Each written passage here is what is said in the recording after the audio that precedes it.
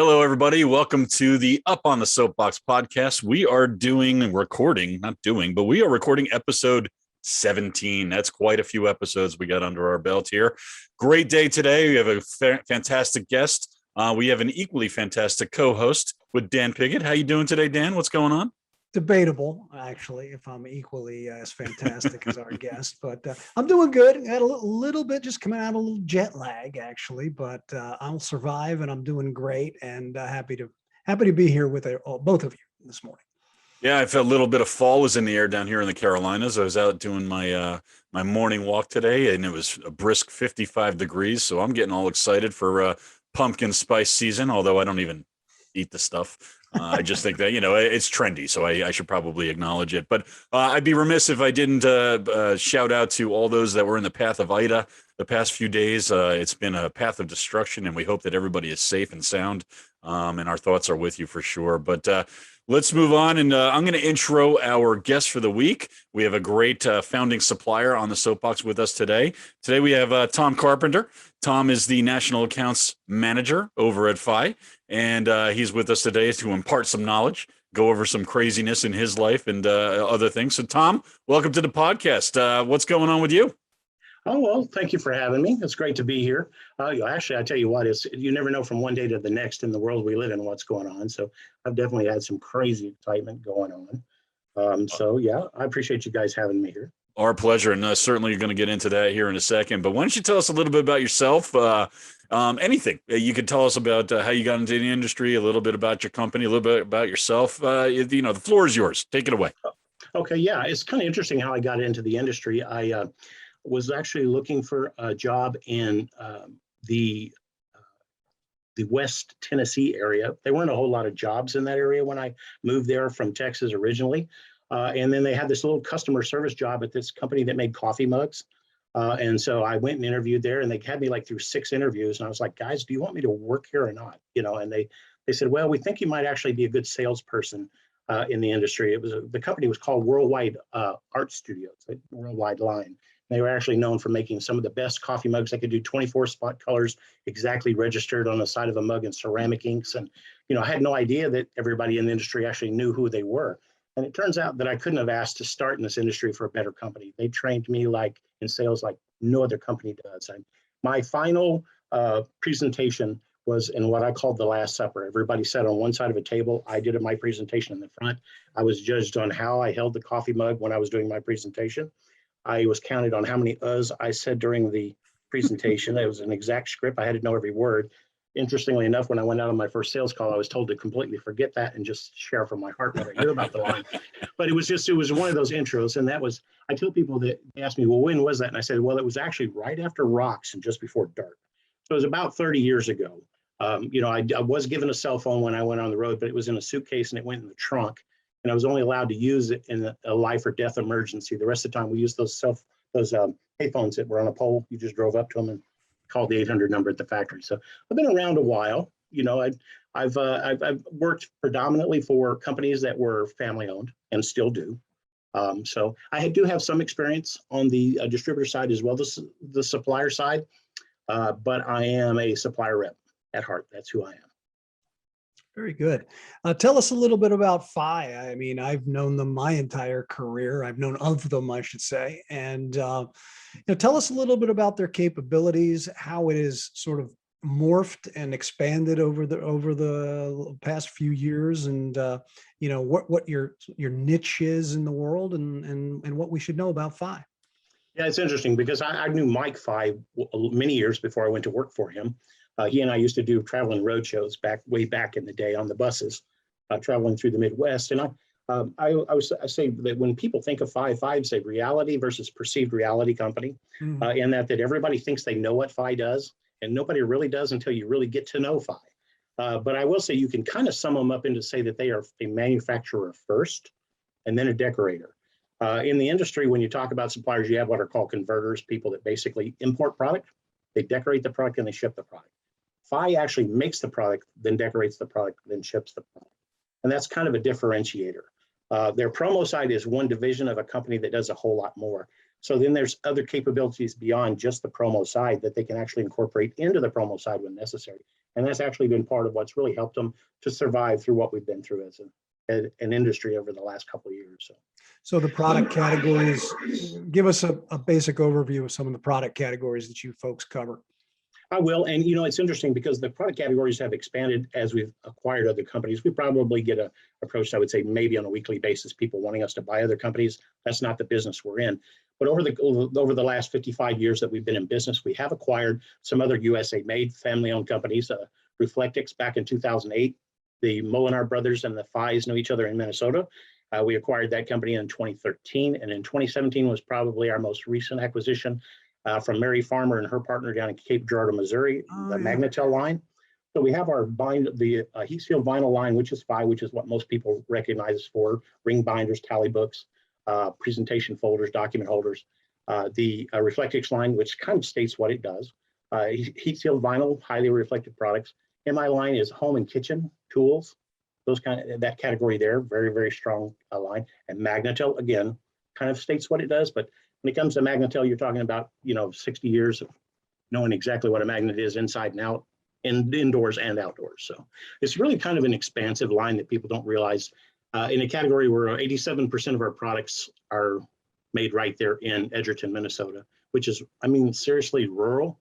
I have seen harvesters in the parking lot before. So yeah, it's an agrarian community. You've got corn, cows, and Fi in Edgerton, Minnesota. So, well, it sounds like I don't want to put words in your mouth, but it sounds like the pandemic had less of an impact on you, not with regard to sales, but with regard to supply chain and product and inventory and all sorts of issues. Because you're basically making essentially everything you do. I wish that were really true. I will say we probably in some ways are more, I guess, rather than isolated, let's say insulated. We have more, I would say we have more of an opportunity to be more innovative in that we can make more things. So, but when it comes to raw materials, when it comes to labor force, when it comes to things that you might not consider, we've still been impacted. The health and well-being of our employees, the ones we do have that are in that rural area, we're still affected. There's nobody walking the face of this earth that has not been impacted by what's been going on. We have adapted. What do you see for the future of the industry with regard to in-person events? We kind of sputtered a little bit. Now we're coming back into it. Obviously, it seems to me that 99% of us sort of want those in-person events, but wanting them and them coming to fruition are two different things. So just curious what your opinion might be on what the future may look like, the immediate future, and then maybe longer term. Well, I think I go back to a conversation I had with Dale Denham just recently about that is, what is our industry? Our industry are tactile products. They're a personal connection to our customers, bringing brand to our customers. That's what our customers want and what they buy from us. And I think ultimately, when we represent as account executives and as manufacturers and decorators, is that we have to represent that we believe in that. And I think that ultimately we have to be able to get together as people.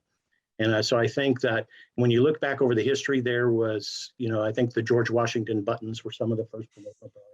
The shoe bags made out of, flour sacks that were imprinted. So, and then after that, there was the Spanish flu. There was several other pandemics that happened through the course of the history. We had a couple of world wars too, by the way, in the course of that time.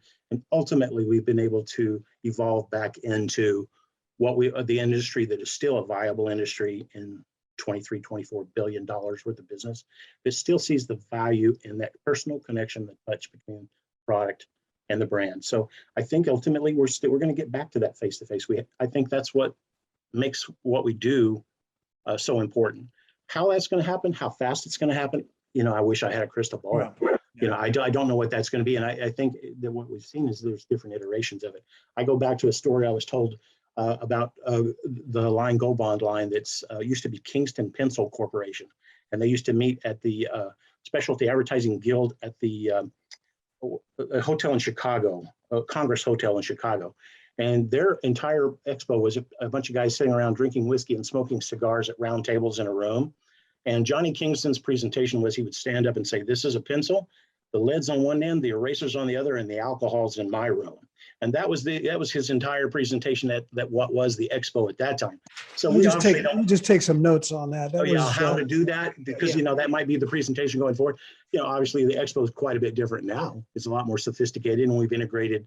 We're doing this meeting now from 3 different points in the country. So I think there'll be different iterations of it, but I still think it'll come back to that need for that personal connection. Fair enough. So how does I was reading your bio a little bit before we got together this morning. Originally from New Mexico. I don't meet too many people from New Mexico. How did you end up in Texas? And then and then it sounds like you were looking for a job in Tennessee at one point. So tell us a little bit about New Mexico and how long were you there? Well, I come from from Rio Doce, New Mexico, which is a little ski resort town up in the mountains of New Mexico, which is kind of in that tip of New Mexico that touches the tip of Texas. And so there's between my dad's family and my mom's family, there's always been a back and forth into Texas and New Mexico. So I've I guess you could call me maybe a bit of a Texican. So I've always kind of been back and forth between those two areas. Most people that know me think of me more as a Texan, kind of shoe leather type guy or boot leather kind of guy. To me, just call me for dinner. I'm fine, but I will say if you were to try to categorize me more regionally, I'm probably more of a desert rat than I am anything. I really love that desert mountain type region. I'm very comfortable there. So that's kind of my roots of where I come from. All right. Let's talk. Let's transition over into our soapbox moments. And Dan, I think you have the privilege of going first this week. So, what's on your mind today, Dan? Well, today I give a shout out, a little recommendation for something. And Tom and I were speaking just before we started the podcast this morning, and he kept mentioning storytelling. And how he approaches things as storytelling, which I thought was great. And so many of the people in our industry that talk about how to give presentations really emphasize the storytelling. Anyway, there is a podcast that I want everybody to know about, and it's called The Moth. Have you heard about it? Nope. Either of you? Okay, good. So seek out The Moth next time. It is a storytelling podcast. So regular people submit their ideas to The Moth, and these folks actually they put on live events and they record them, and then they become podcasts. So you'll turn on an hour-long podcast from The Moth, and it's 4 stories. They're real life stories. They're inspirational, or they're funny, or they're interesting, or they're scary, or they're all over the map. But my wife introduced me to, she wanted me to make sure that everybody knows she introduced me to The Moth. So there's that. But anyway, we put it on for long drives usually, and it's a great way to pass the time. You just listen to these remarkable stories. Some are very mundane, but the way they're presented, they're just fantastic. So check out your local podcast supplier and or where you get your podcast, and check out The Moth. It's awesome. I think you'll really love it. There you go. That's my soapbox. So how am I supposed to argue with this? No, there's no arguing. Sometimes you just stand on the soapbox and share some good news and share some insight you have. It doesn't have to, not everything is an argument, Brad. Okay, well, today you're sitting on the soapbox. We'll get to standing next time around. All right, so my turn. So we are at the dawn of a new college football season. I believe it started a few days ago. There was a handful of games last night. Tonight, my boys play. Go Hokies. They start at 6 o'clock, so it's an early game, which is really unusual. So, Dan, I might be cutting out early today. Just letting you know right now. But anyway, dawn of a new college football season. But I want to talk about the college football playoff system. It's garbage. It's absolute garbage. How can you take 4 teams at the end of the season and that constitutes a playoff? We need to expand that format out a bit, make it a multi-week type of thing. But 4 teams does not represent the best of college football. Plain and simple. Way too much stuff happens. The 1 and 2 teams wind up playing each other in the last couple weeks of the season. One of them then falls out of the top 4. It's just a mess. We need to expand the college football season to be more representative of the top tier of teams that are in the college football system right now. That's my soapbox moment. I don't have an answer, but all I can tell you is that the system now is garbage. We need to make it better. Any suggestions? You a football fan, Tom? I am. I will tell you, I don't do colleges as much, but do you have a rebuttal on this? Because I think I do. Go ahead. I most definitely do, but I want to throw it Well, to I you want to hear first. yours first. You go ahead. You want to hear mine first? Wait a Okay. minute. I'm the one. This is my moment. Let me choose. Dan, you go. Okay, I go first. So I've had numerous discussions about this. My theory is 8 is the number. And so I would take the champions of the regular season, or champions of the 5 power conferences and 3 at-large teams. I think that covers it all. I don't think in football you'd have, the 11th ranked team making any kind of claim that they should be in consideration of a playoff spot. I think 8 is the number. And that's a simple system. That means a conference championship means something. It means you get a berth into the playoffs. And then where, as Brett suggests, the number 1 plays number 4 in the last week of the season and number 4 gets beat, all of a sudden they're out of the running. That would not be the case. If everybody thought they deserved a spot, they could get one of the 3 at-large bids. End of story. And it also, gives an opportunity for a smaller conference team. Boise State comes to mind, and some of these teams like that may stumble and not win their conference championship game, but give them another chance to get back in. I think it solves everything. What do you think, Tom? I think that too many of the decisions that are based on make the decisions that come ultimately up to the final decision are based on money and not on the team's abilities. And that's where I struggle the most with the playoff systems. So I think until there's decisions until you can create a defined system that says, all right, so here's the eliminations, and it has less to do with money than it does on the quality of the teams, then there's going to continue to be a struggle with who ends up in those games. I'd love to see some parity at the top too. I think that's such a challenge in college football. It's the same teams over and over and over again, and because those teams bring in the crowds, and the crowds bring in the money. But you're right; it's all about the cash, no doubt. Yeah. Okay. So, and while we're talking about it, go Penn State tomorrow versus Wisconsin. There you go. I'm okay with that as well. No problem. Yeah. All right. So I Tom, can't throw a team in because I'm really not a college guy in that respect. So I mean. Gotcha. Tom, I've got a degree, by the way, but I'm just not a college football guy. Why don't you continue to your soapbox? But you probably enjoyed Oral Roberts' run in the tournament, in the basketball tournament this past year. Am I right? It was kind of nice to see. I was always more for their baseball team. A lot of their coaches ended up going out to California and coaching for Cal Fullerton, coaching in the pros. So they had a solid baseball team. So. Okay. Oh, I guess it's my turn now. I lost control of this about 5 minutes ago. But, okay. Tom, your soapbox moment. You're up. Go ahead. This is going to be a fun one. Everybody strap in. No pun intended. All right. So here's my soapbox moment is that getting old is not for the weak. But if you're going to make it, you got to stay flexible. Okay. You guys, any rebuttal to this? Any thought on that? Hell no. Okay. So I got a question for you. How many times have you guys heard the phrase in a movie, I'm getting too old for this? Mm-hmm. Yeah. Any idea how many movies that phrase was used in? How many movies? I'm going to go with 73. And I'm going to say 74. You guys might be right. Now that if you Google it, they says over 30. So, oh, shit. Technically you might be right.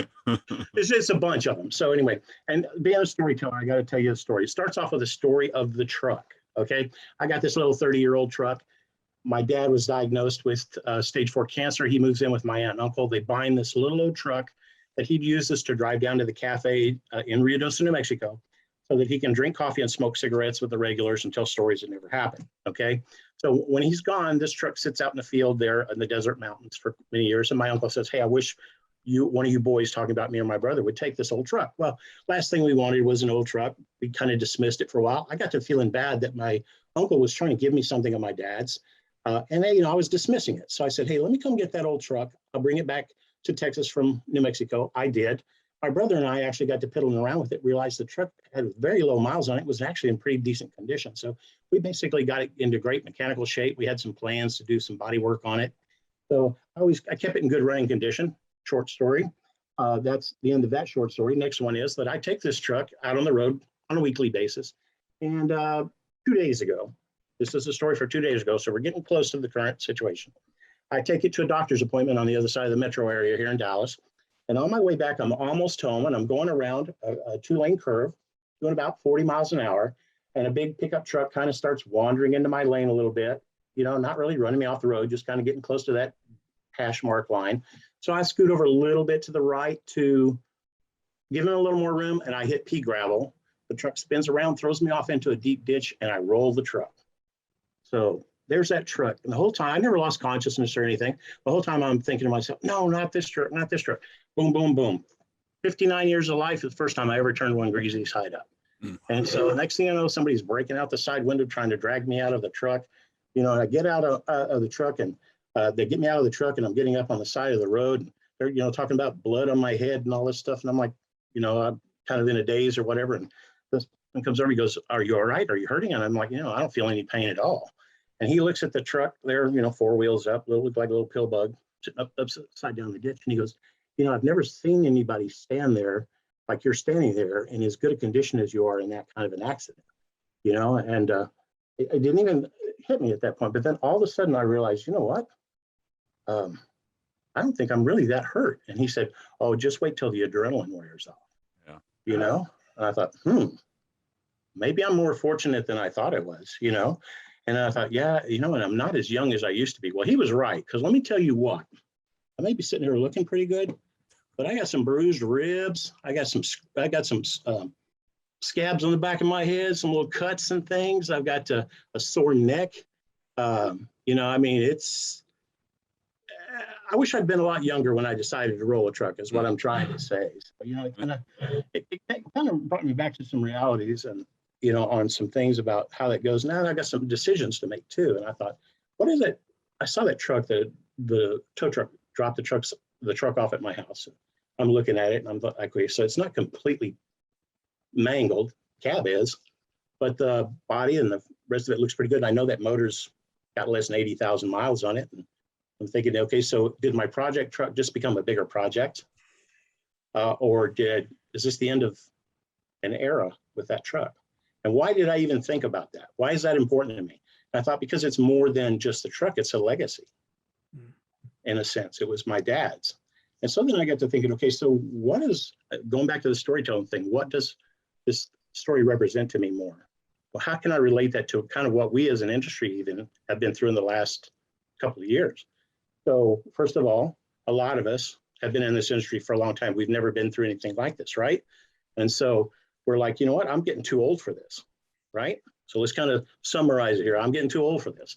And then at the same time, we're like, yeah, but you know what, you can't avoid it. There's nothing I could have done.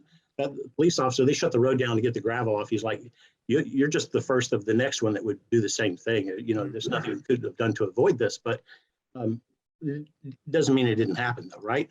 It was unavoidable. It happened. It's the reality of where I am.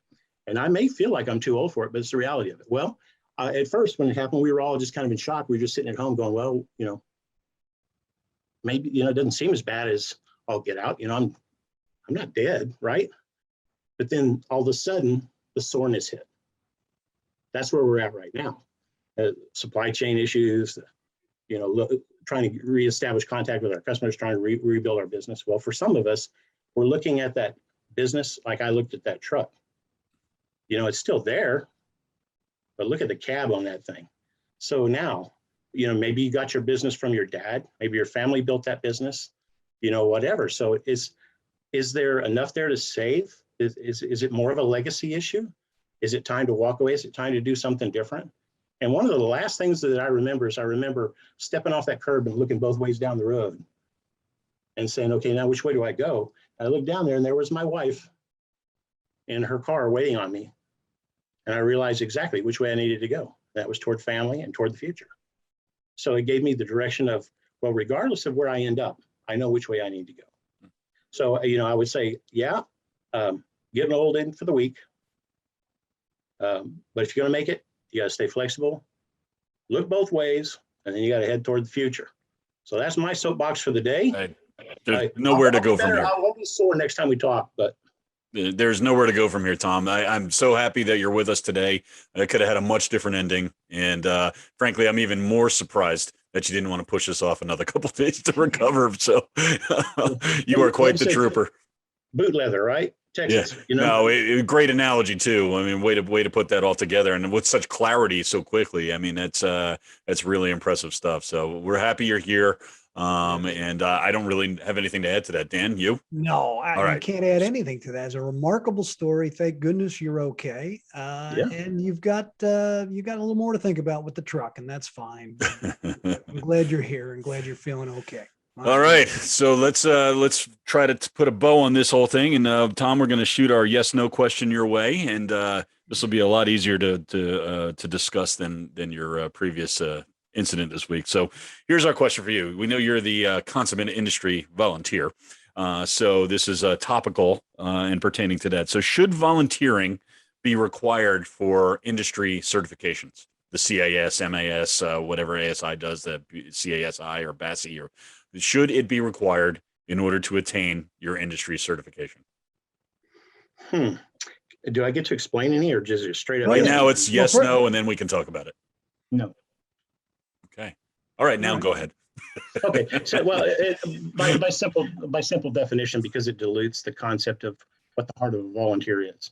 If you want, and in the different committees and different things I've served on, you don't want somebody in the committee that's there doing time. You want people that are there because they want to be there. I'm currently serving on the awards and recognition committee, and I need people in there that have a heart to raise the bar by making awards that mean something for somebody. I don't need somebody in there that's trying to get some CEUs so that they can get their MAS. Just quite frankly, if you don't want to do it, don't volunteer. Yeah, pretty simple answer, and makes perfect sense to me. It's an angle I hadn't considered, but man, you nailed it right off the bat. You're right about that. But I'll counter with one thing. Generally speaking, the people that are pursuing their industry certifications are, the elite of the elite. Yeah. And you would think you'd want their brain to help you move an organization forward in some capacity. So I'm not so sure. I think you've already weeded out the people that you may not want to serve on these committees and to do these volunteer tasks, just by the sheer fact that they're going for that certification. That's just an alternate angle. Yeah, I think you're right. But here's the thing too, I do want as many people as possible to get an education. I think it levels the playing field for all of us.